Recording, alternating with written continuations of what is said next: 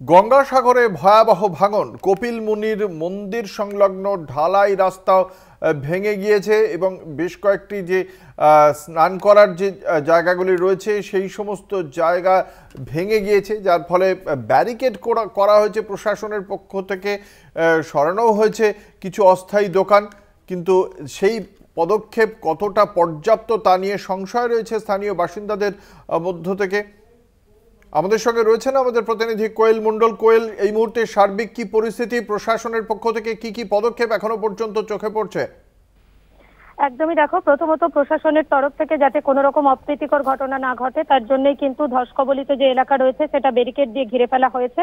এবং এই যে ঢালাই রাস্তা যেটা এই মুহূর্তে ধস নিয়ে একেবারে গঙ্গাসাগরের সমুদ্রে তলিয়ে যাচ্ছে, সেই ঢালাই রাস্তা লাগোয়া যে সমস্ত অস্থায়ী দোকান ছিল সেই দোকানগুলোকে সরিয়ে নেওয়া হয়েছে এবং সেই সমস্ত দোকান গুলোকে অস্থায়ীভাবে আবারও বসানো হয়েছে গঙ্গাসাগরের যে কপিলমুনি মন্দিরের পাশে প্রতি বছর যে যাত্রী নিবাস করা হয় গঙ্গাসাগর মেলার সময় সেই ফাঁকা মাঠে।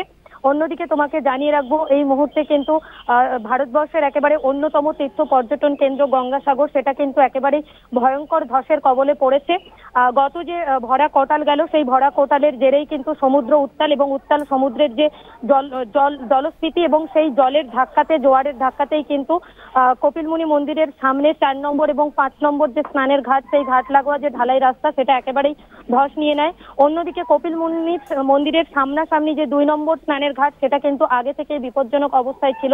প্রশাসনের তরফে কিন্তু বারবার যেমনটা দেখা যায় এই বর্ষার সময় বা কোটালের সময় বাঁধগুলো ভাঙলে সেখানে টেম্পোরারি যে মেরামত বা আপৎকালীন মেরামতের কাজ করা হয়, কিন্তু স্থানীয় বাসিন্দা, পর্যটক থেকে শুরু করে যে সমস্ত এই গঙ্গাসাগরে আসা পুণ্যার্থীরা তাদের যেমনটা দাবি যে এই অন্যতম তীর্থ পর্যটন কেন্দ্র গঙ্গাসাগর এবং তার যে কপিলমুনি মন্দির এটাকে রক্ষা করতে গেলে শুধুমাত্র আপৎকালীন মেরামত নয়, একেবারে স্থায়ী কংক্রিটের বাঁধ নির্মাণ করতে হবে, সেই দাবিও কিন্তু জানাচ্ছে স্থানীয়রা। তবে এই ভয়ঙ্কর ধসকে ঘিরে রীতিমতন কিন্তু আতঙ্ক ছড়িয়েছে এলাকায়। আতঙ্কিত রয়েছেন যেমন স্থানীয় বাসিন্দারা, তেমনি আতঙ্কিত রয়েছেন গঙ্গাসাগরের যে সমস্ত দোকানদারেরা, তারাও। ধন্যবাদ। আমাদের সঙ্গে ছিলেন আমাদের প্রতিনিধি কোয়েল মণ্ডল।